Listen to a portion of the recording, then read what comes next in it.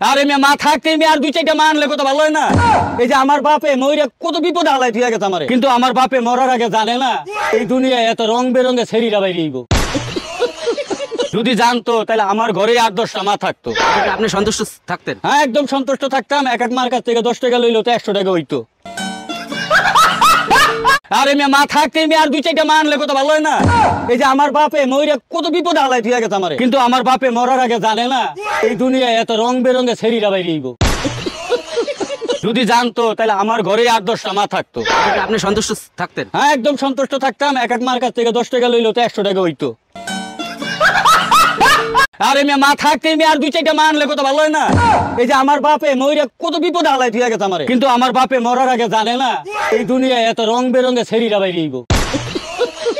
যদি জানতো তাহলে আমার ঘরে 8-10টা মা থাকতো। আপনি সন্তুষ্ট থাকতেন? হ্যাঁ, একদম সন্তুষ্ট থাকতাম। এক এক মার কাছ থেকে 10 টাকা লইলো তো 100 টাকা হইতো। আরে মেয়ে মা থাকতে মেয়ে আর দুই চারটা মা আনলে কত ভালো হয় না।